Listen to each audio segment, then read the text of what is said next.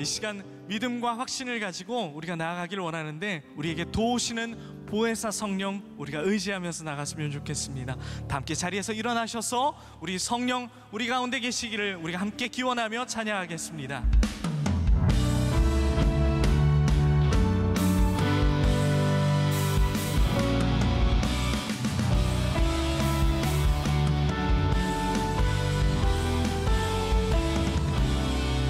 주님의 성령, 주님의 성령, 지금 이곳에 임하소서,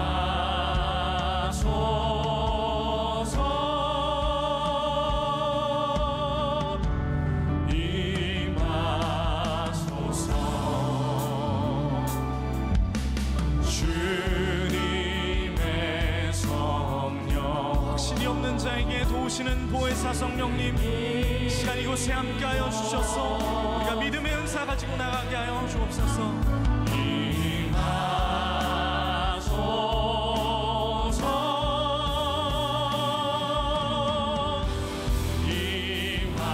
우리 임하실 성령님을 우리가 의지하며 할렐루야,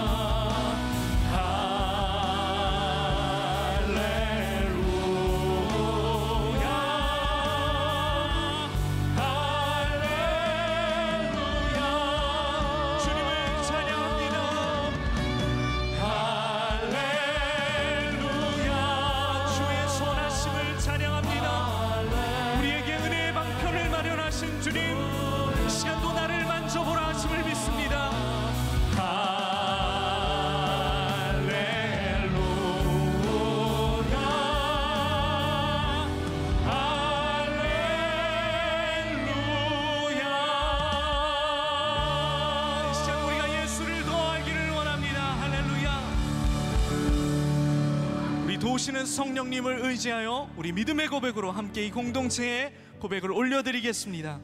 나는 전능하신 아버지 하나님, 천지의 창조주를 믿습니다. 나는 그의 유일하신 아들 우리 주 예수 그리스도를 믿습니다.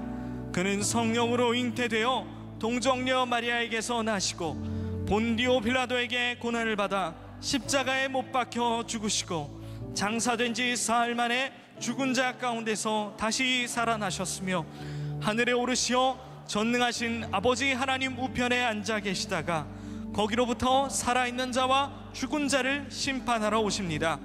나는 성령을 믿으며 거룩한 공교회와 성도의 교제와 죄를 용서받는 것과 몸의 부활과 영생을 믿습니다. 아멘. 다 자리에 앉겠습니다.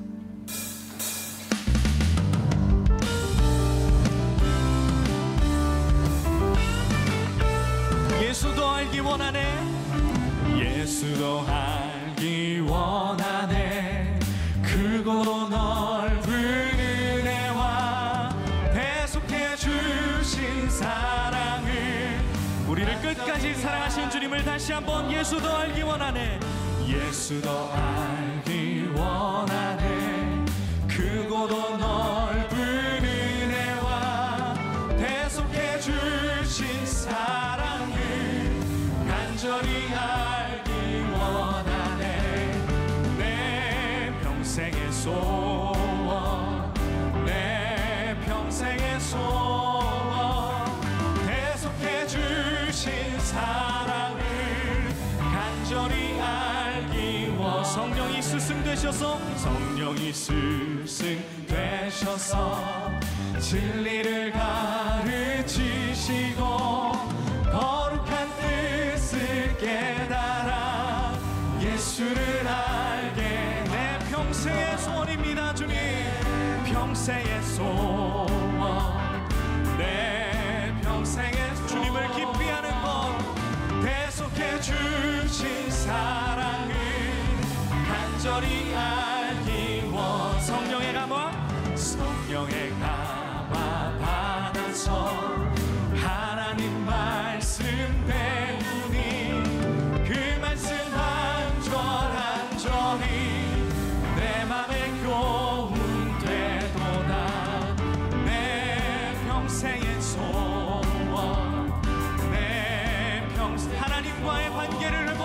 원하십니다. 주신 사랑을 간절히 알기 원. 예수가 계신 보좌는 영광에 둘려 있도다. 평화의 왕이 오시니 그 나라 왕성. 내 평생의 소원, 내 평생의 소원, 계속해 주신 사랑을 간절히 알기 원하네. 내 평생의 소원, 내 평생의 소원. 여러분 얼마나 갈급하십니까? 얼마나 찾고 계십니까? 우리 도마와 같이 이 시간 우리가 손을 뻗어 주님을 만지기 원하며 내 평생의 소원, 내 평생의 소원, 계속해 주신 사랑을 우리의 목소리로 내 평생의 소원, 내 평생의 소원, 내 평생의 소원, 계속해 주신 사랑을 우리 마지막으로 내 평생의 소원, 내 평생의 소원, 계속해 주신 사랑을 간절히 알기 원하네. 간절히 알기 원하네. 이 시간 방황하는 우리의 마음이 주님께로 돌아가길 원합니다. 할렐루야.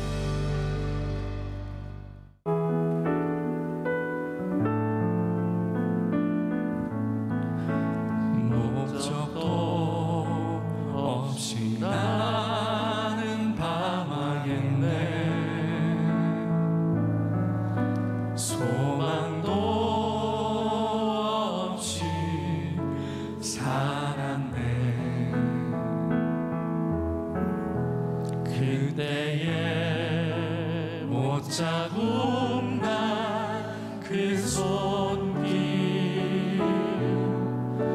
나에게 새 생명 주셨네. 다시 한번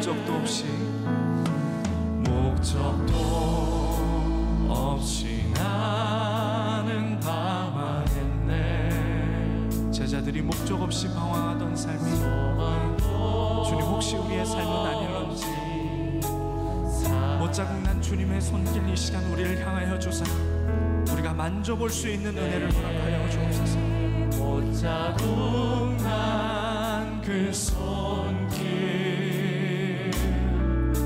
나에게 새 생명 주셨네. 험한 십자가에 능력 있네. 거기서 나의 삶이 변했네. 찬양하리 주 이름 영원히. 주의 십자가 능력 있네. 나는 믿네. 갈보리 언덕 십자가 나는 믿네. 그 누가 뭐라 해도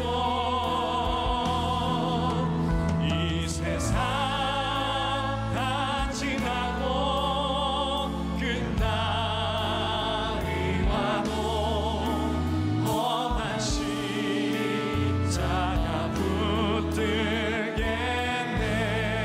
험한 십자가의 능력이 있습니다. 험한 십자가에 능력 있네. 거기서 나의 삶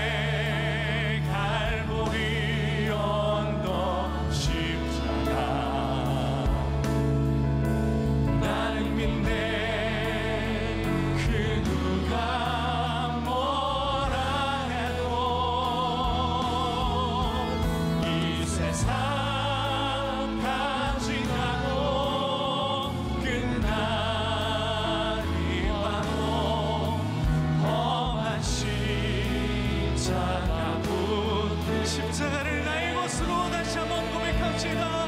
나는 믿네 갈보리 언덕 십자가. 그 체험에 감격이 없는 분 계십니까? 이 시간 나의 십자가로 고백하기를 원합니다. 뭐라 해도 우리가 나아가기만 하면 주님은 그분의 모습을 나타내시고 계시하시고 증명하실 것입니다. 날이 와도 험한 십자가 붙들겠네. 최후 승리를 얻기까지 주님의 십자가 주의 십자가 사랑하리. 소명자로 거듭나기를 원합니다. 유관 받기까지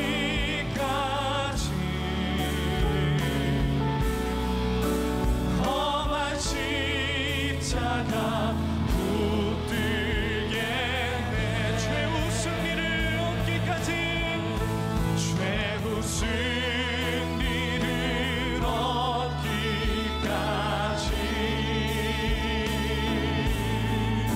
주의 십자가 사랑하리.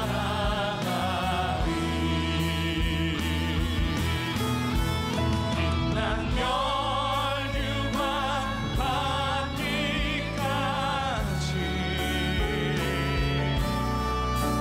험한 십자가 붙들겠네.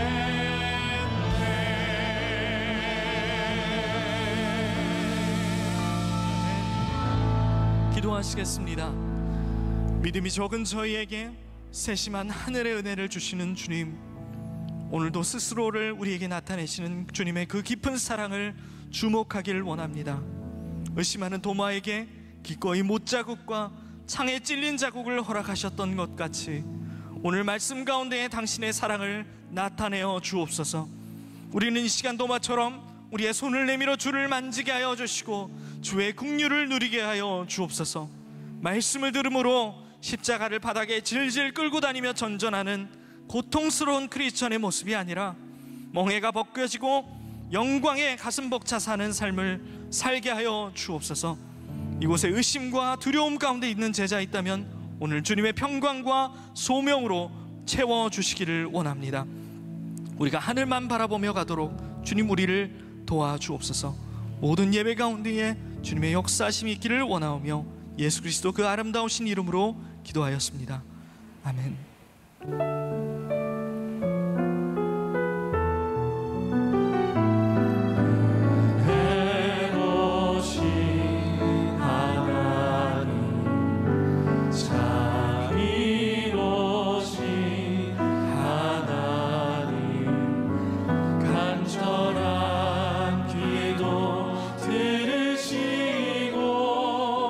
주의 뜻 이루소서.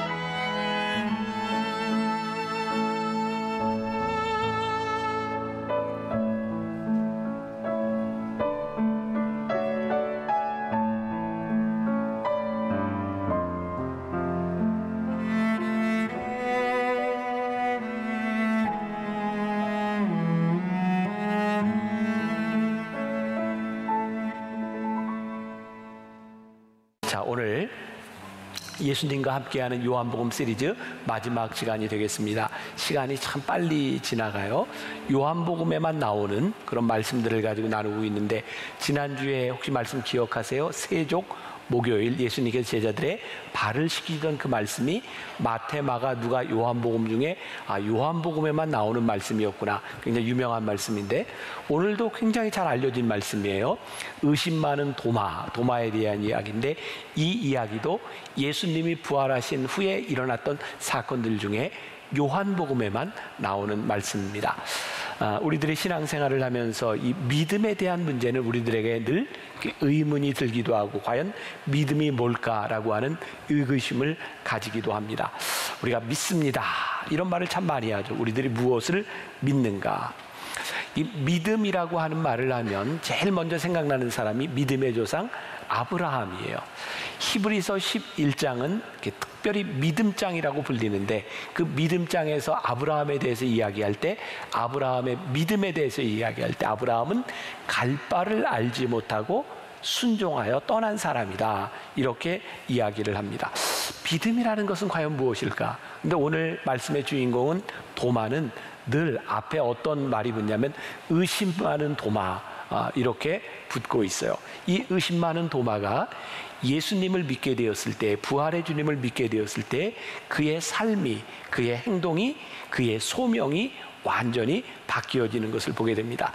오늘 말씀을 통해 이 믿음과 의심이라고 하는 것은 이 공동체와 아주 밀접하게 연관되어 있다고 하는 것을 보게 돼요. 자, 오늘 우리가 읽었던 본문 말씀 중에 요한복음 20장 24절을 같이 한번 보겠습니다. 다 같이 시작. 12제자 중에 하나로서 디두모라 불리는 도마는 예수께서 오셨을 때에 함께 있지 아니한지라. 디두모라 불리는 도마는 예수님께서 오셨을 때, 부활하신 예수님께서 제자들을 찾아오셨을 때 거기에 함께 있지 않았다. 한번 우리들의 상상력을 발휘해서 이 도마는 왜 예수님, 부활하신 예수님이 오셨을 때 제자들과 함께 있지 않았을까? 이 당시 제자들은 11명이었죠. 가룟 유다는 자살을 했고 11명의 제자들이 있는데, 도마를 빼고 10명의 제자들 가운데 예수님이 오셨어요.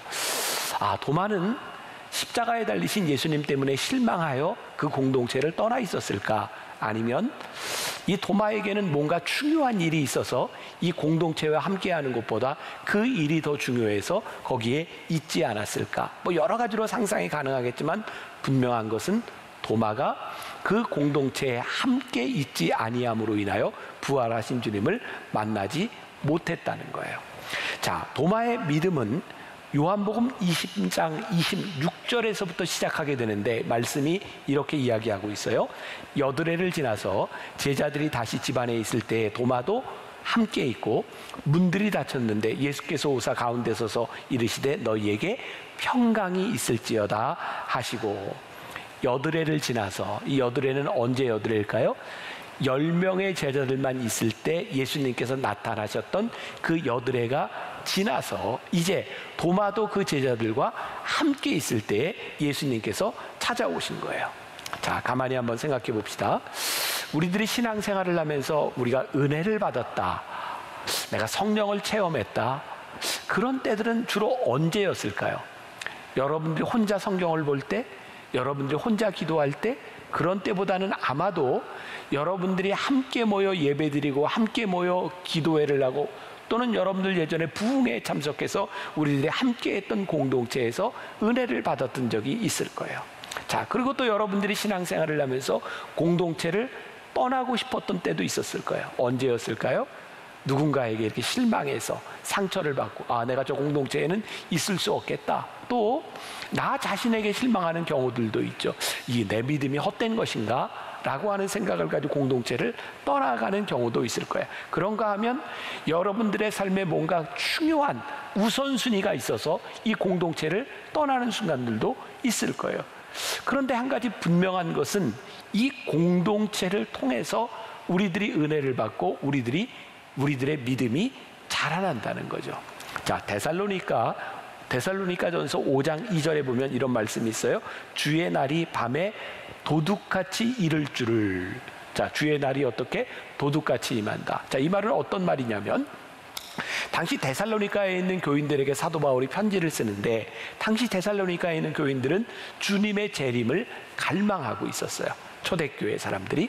그래서 초대교회 사람들은 인사할 때 이렇게 인사했다 그러죠. 마라나타. 그 뜻이 뭐예요? 주님 어서 오시옵소서. 그들은 주님에 대한 갈망을 가지고 있어요.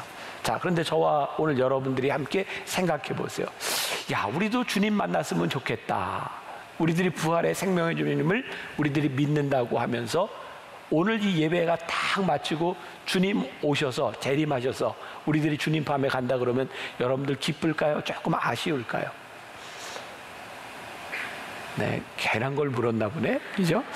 가만히 생각해 보니까 우리들이 주님을 믿고 영생을 믿는다고 하는데 우리들은 뭔가 아쉬움이 남는다는 생각을 가지고 있죠. 그래서 우리는 주님 어서 오시옵소서 이런 믿음의 고백을 하기가 쉽지 않은 것 같아요.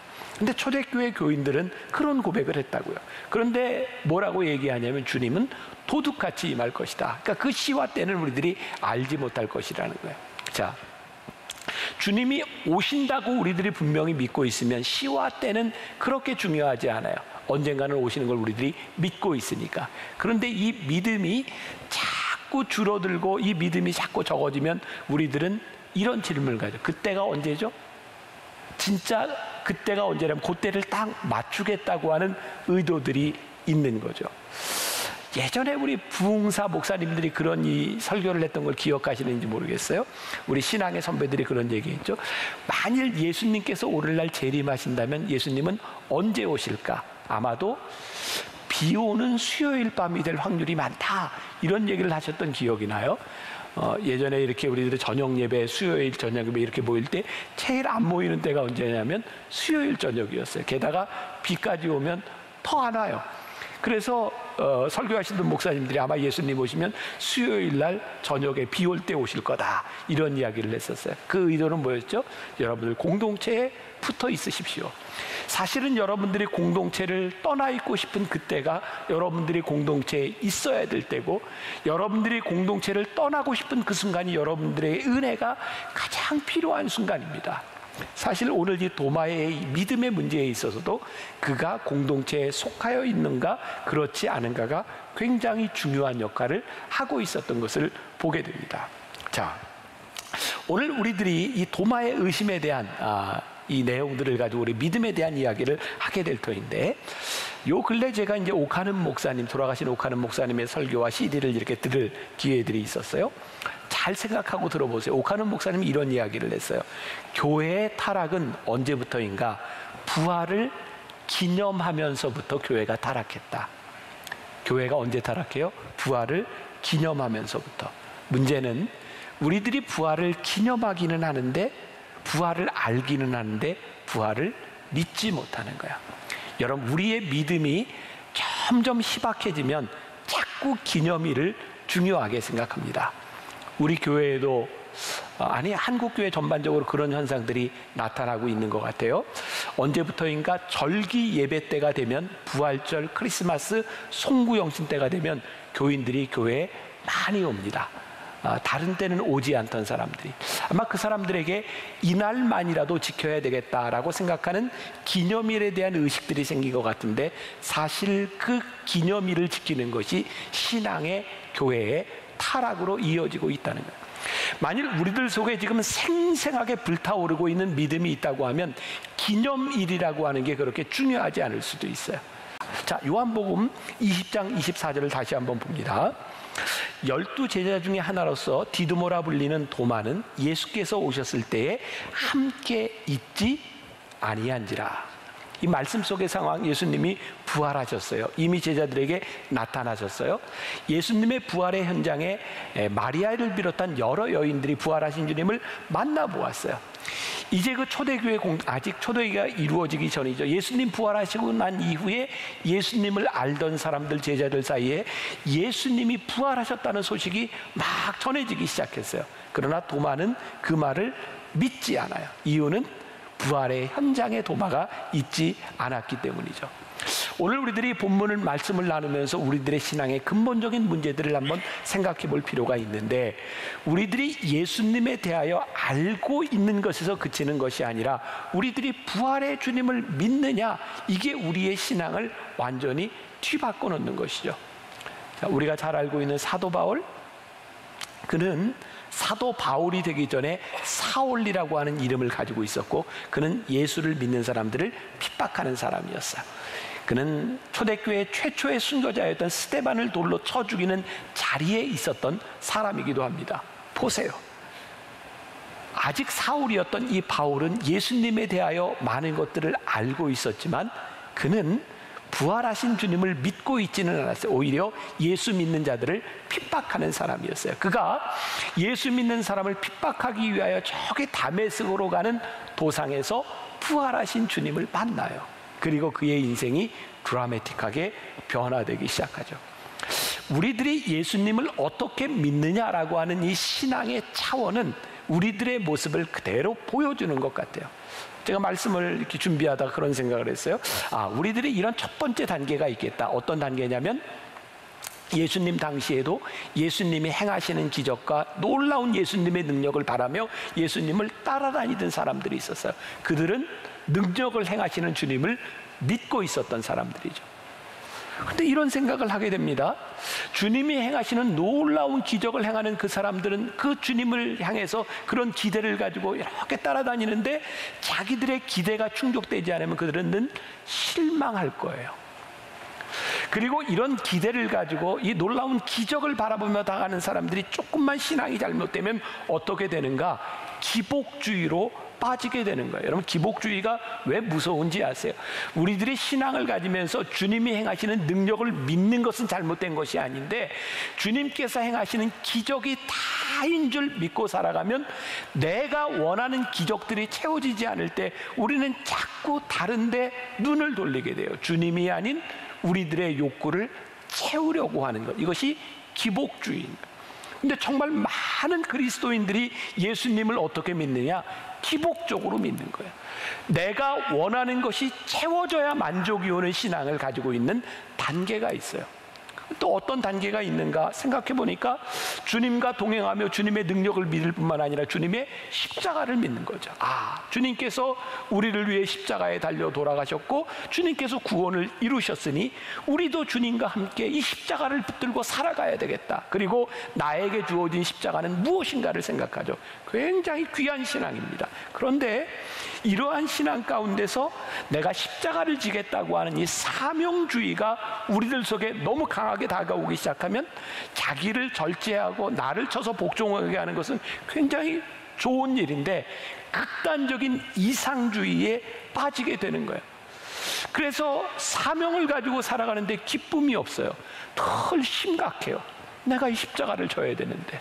그리고 나만 심각한 게 아니라 다른 사람들을 바라보면서 저놈의 인간은 예수를 믿으면서 믿는 태도가 저거밖에 안 돼. 정죄하게 돼요. 여러분, 예수님의 십자가를 붙들고 살아가는데, 사명을 가지고 살아가는데 기쁨을 잃어버린 신앙을 가지고 있다면 이게 얼마나 불행한 일이겠는가. 제가 10시 예배도 갑자기 이제 그런 생각이 나서 이야기를 했는데, 저는 목사가 되고 나서 목회를 못하겠다고 생각했던 사람 중에 하나, 그 중에 하나가 뭐냐면 제 외모 때문이었어요. 저는 목사가 되기에는 참 부적절한 외모를 가지고 있다고 생각해요. 여러분들이 도저히 믿기지 않죠? 제가 그런 생각을 했다는 게, 이유는 뭐냐면 제가 인상이 너무 날카로워요. 눈도 부드럽지를 않아요. 그런데 언제부터인가 제가 그런 소리를 들어요. 교인들한테서, 또 사람들을 만나, 목사님은 참 목사님 같이 생겼어요. 그런 얘기를 들으면 굉장히 기뻐요. 그리고 제가 목사가 된 지 32년이 지나오는 동안 저도 모르게 내 인상이 참 많이 변했나 보다. 제 아내가 저한테 가끔 그런 얘기를 해요. 참 우리 남편은 갈수록 나아진대요. 한 번은 우리 며느리가 이제 시집 와서 이제 얼마 되지 않았을 때 저희 집에서 이제 앨범을 보게 됐는데, 초등학교, 중학교, 고등학교, 대학교, 청년 시절 이런 앨범을 이렇게 쭉 보면서 저한테 어쩜 아버님은 갈수록 멋있어지세요?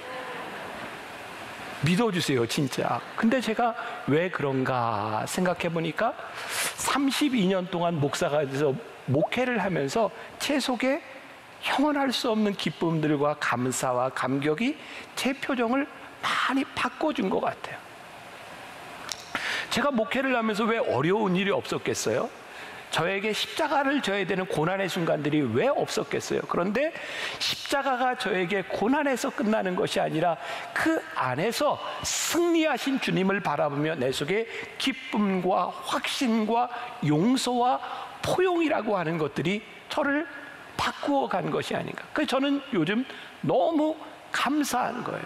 아, 내가 목사처럼 보이는 모습으로 서 있을 수 있다는 것이 나에게 참 감사한 일이구나. 그리고 오늘 말씀을 함께 나누는 여러분들에게 제가 신앙적인 도전을 드리고 싶은 거예요. 우리가 주님을 어떻게 믿는가?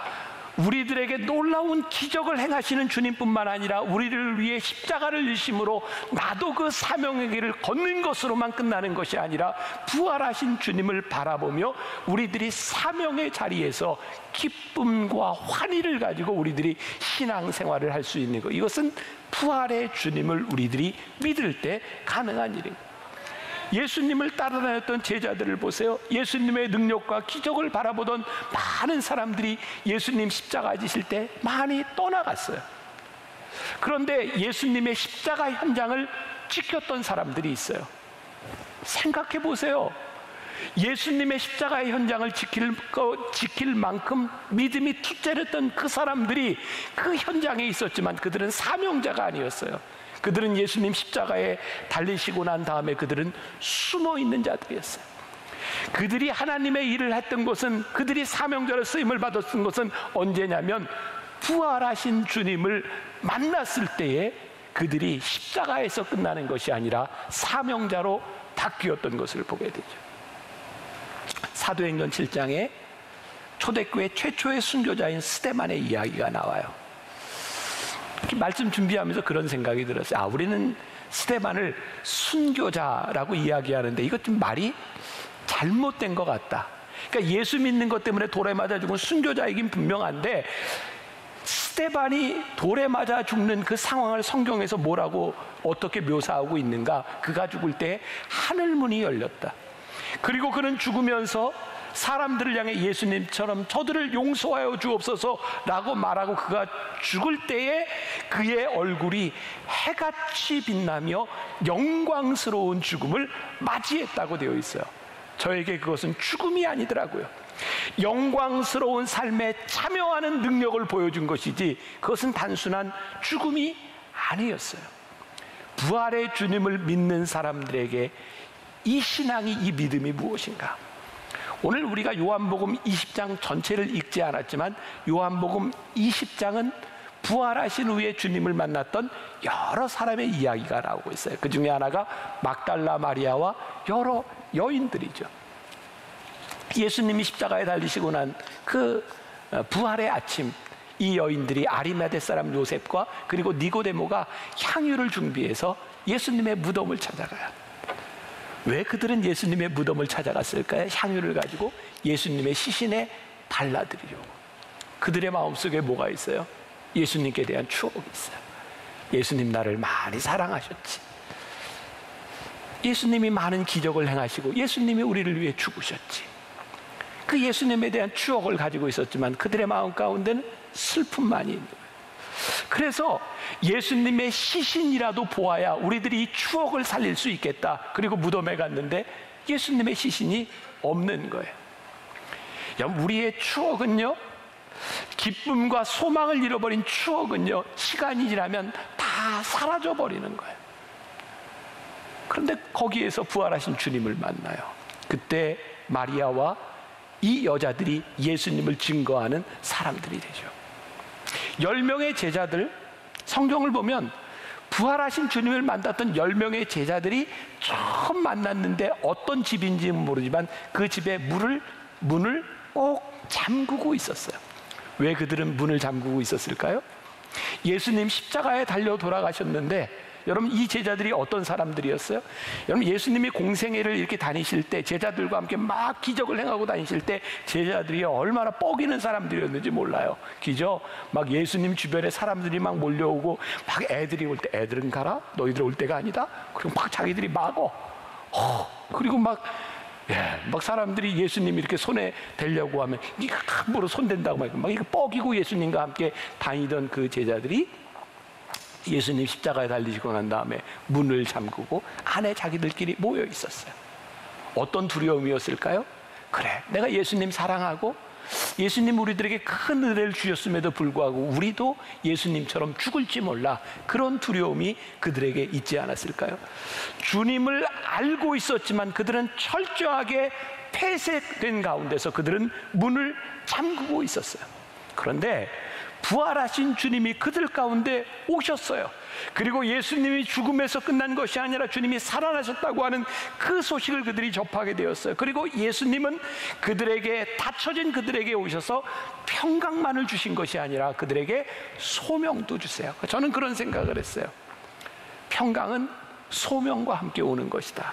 자, 예수님께서 요한복음 20장 21절에서 아버지께서 나를 보내신 것 같이 나도 너희를 보내노라. 부활하신 주님이 제자들에게 오셔서 더 이상 이 세상 무서움 가운데 있지 말고 너희들이 소명자로 살아라, 평강으로 사역지로 우리를 보내주셨다고요. 자, 이제 우리의 현실, 우리의 삶을 한번 봅시다. 우리들에게 가장 큰 공포를 가져다 주는 것이 죽음 아닐까요? 그리고 지금은 이 코로나라고 하는 것을 통해서 우리들은 참 많은 소문들, 공포, 야, 이거 아스트라제네카를 맞아, 파이자를 맞아, 모더나를 맞아, 이거 맞다 죽으면 어떻게, 혈전이 생기면 어떻게, 이 모든 것들이 다 우리들에게 공포인 거예요. 죽음을 극복하지 못하는 한 우리에게 공포는 절대로 떠나가지 않습니다. 이 두려움은 절대로 우리들에게 떠나가는 것이 아니죠. 그래서 이 세상에 돈을 벌려고 하는 사람들은 정말 교묘하게 사람들이 가지고 있는 공포심을 자극해서 돈을 법니다. 생각해 보세요. 우리들 주변에 건강 보조식품이 얼마나 많습니까? 그 선전하는 대로 먹으면 우리는 죽어도 죽을 수가 없는 존재예요. 그렇죠? 그거 다 먹고 이렇게 좋아진다는데 어떻게 죽어요? 근데 가만히 그 선전하는 걸 보면 결국 당신 이거 안 먹으면 죽습니다, 이거 안 먹으면 어떻게 될지 모릅니다 라고 하는 공포심인 거죠. 화장품 광고를 잘 보세요. 이 화장품을 안 바르면 나 혼자 늙을 것 같아. 어떤 사람은 그런 얘기를 하죠. 여러분들 화장품 광고하는 그 모델이 그 화장품을 발라서 이뻐졌을까요? 아니면 예뻐서 그 화장품 선전을 할까요? 그 구별을 하세요. 어쨌든 우리는 그런 생각들을 가지게 되는 거죠. 여러분, 요즘 제일 많이 나오는 광고 가운데 하나가 보험이에요. 야, 보험 광고를 들으면, 보험을 안 들으면 큰일 날 것 같아요. 얼마 전에 제가 방송의 광고를 보니까 화재보험 이 광고를 하는데 화재보험 플러스 지진과 태풍까지 커버해주는 보험이 나왔더라고요. 자, 우리가 인생을 살아가면서 집에 불날 확률이 얼마나 되며 그 불난 집에 살면서 지진과 태풍을 맞을 확률이 얼마가 될지 모르지만 그 불안감으로 인해서 우리는 보험에 들죠. 자, 이 말 오해하지 마세요. 우리들이 인생을 살아가며 준비하고 잘 이렇게 살아가는 것이 잘못된 것은 아니지만 우리들이 공포로 인하여 우리들이 소명을 잃어버리고 공포 때문에 자기를 보호하는 것으로 살아간다고 하면 우리들이 얼마나 불행한가 이 말이에요. 우리 주님께서, 제자들에게 찾아오셨던 주님께서 오늘 우리들에게 오셔서 하는 말씀이에요. 얘들아, 평안해. 너희들에게 평강이 넘치기를 원해. 지금 이 코로나 시기를 살아가고 있는 이 우리들, 하나님을 믿는, 하나님을 예배하는 우리들에게 이 평강이 우리들에게 들어오지 않는다면 우리가 하나님을 믿는 자녀로서의 어떤 특징을 가지고 살아가겠는가? 저는 우리가 그거 보여줘야 된다고 생각해요. 우리들에게 평안함과 이 세상 가운데서 모두가 증오하고 모두가 힘들어하고 이 세상 가운데서 우리들에게 평안케 하시는 주님의 평안을 우리들이 누리고 살아가요. 그래서 예수님께서 요한복음 11장 25절과 26절에서 이렇게 말씀하시는 거예요. 예수께서 이르시되 나는 부활이요 생명이니 나를 믿는 자는 죽어도 살겠고 무릇 살아서 믿는 자는 영원히 죽지 아니하리니 이것을 내가 믿느냐.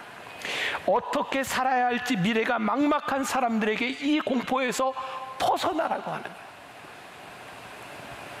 저와 여러분들에게 굉장히 도전이 되죠. 죽음 우리들 다 맞이하게 될 거예요. 다 죽어요. 그런데 우리들이 이 죽음을 어떻게 담대하게 맞이하며 이 죽음이 우리들에게 공포나 무서움이 아니라 내가 죽어도 사는 진리를 알고 살아가는 그 평안함을 우리들이 어떻게 누릴 수 있는가. 예수님께서 요한복음 16장 33절에서 이렇게 말씀하셨어요. 세상에서는 너희가 환난을 당하나 담대하라. 내가 세상을 이기었노라. 여러분, 말씀은 우리들의 현실, 우리들이 살아가고 있는 현실을 부정하라고 말씀하지 않아요. 이 현실은 여전히 환난이 있고 여전히 두려움과 공포가 우리를 둘러싸고 있는데 이 현실 가운데서 주님을 기억하라는 거예요. 내가 세상을 이기었다. 내가 너희와 함께 할 것이다. 오늘 나에게 평안을 줄 것이다. 평안하라고 하는 주님의 말씀을 우리들이 기억하고 살아가라는 말씀이에요. 도마의 이야기로 돌아와 봐요.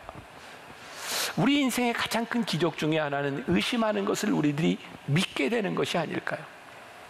자, 오늘 본문 요한복음 20장 25절을 다시 봅니다.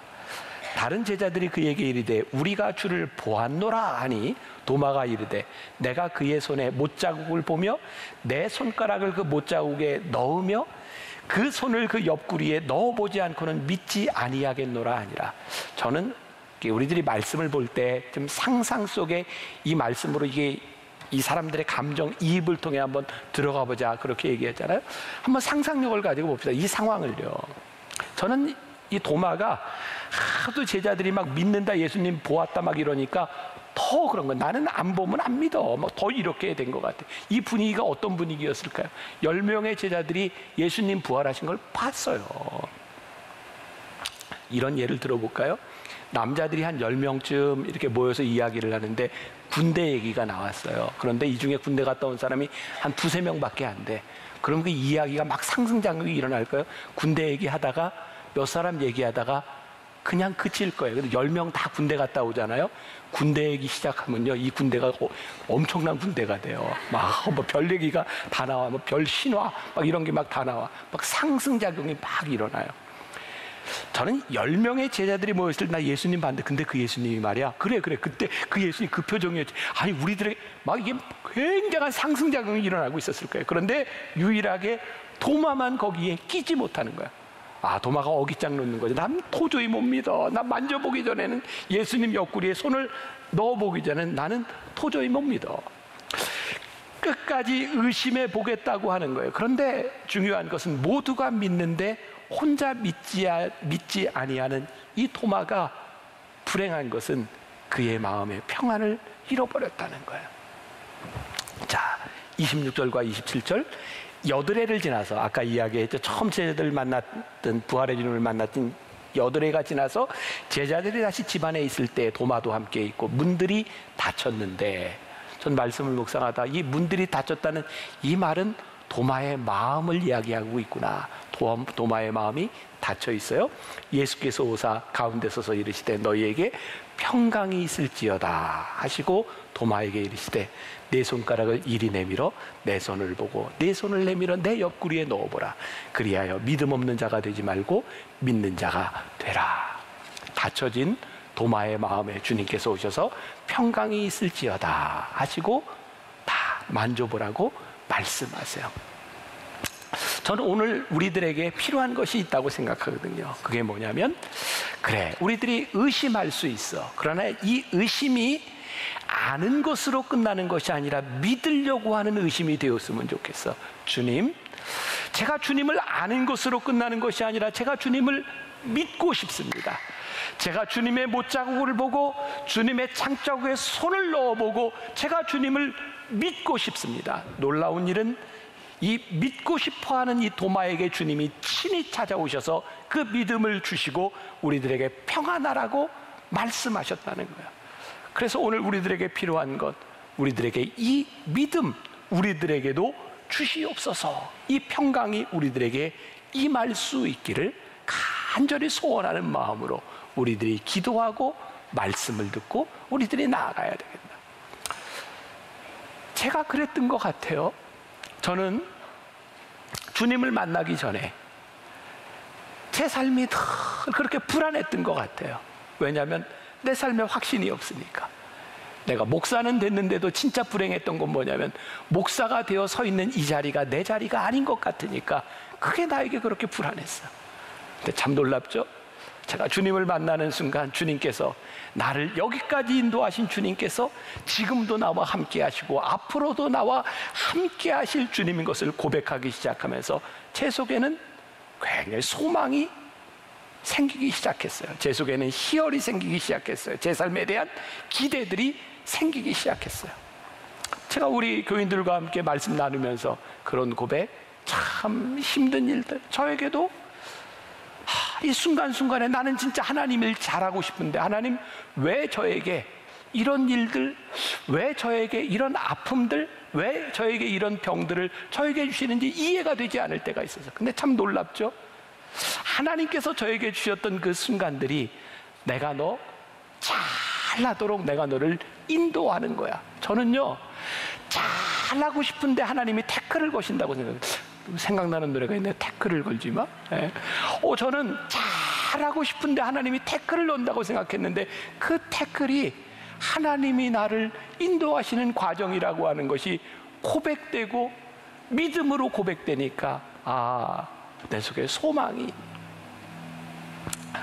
주님께서 저에게 주시는 평안은 이 세상에 환난과 고통이 없는 것에 대한 평안이 아니라 부활의 주님이 나를 이끌어 가신다고 하는 그 평안을 저에게 주십니다. 사랑하는 여러분, 오늘 이 평안이 우리가 의심이 들지만 이 믿음을 가지고 알기를 원하는 우리 가운데 오셔서 평안을 주시는 주님의 평안이 오늘 여러분들에게 있기를 간절히 소원합니다. 이 평안은 우리들의 소명과 함께 찾아옵니다. 오늘 이 말씀 또 이 믿음을 가지고 부활의 주님과 함께 이 세상으로 나가나 담대하게 승리하는 여러분들 한 사람 한 사람이 되시기를 주님의 이름으로 간절히 축원합니다.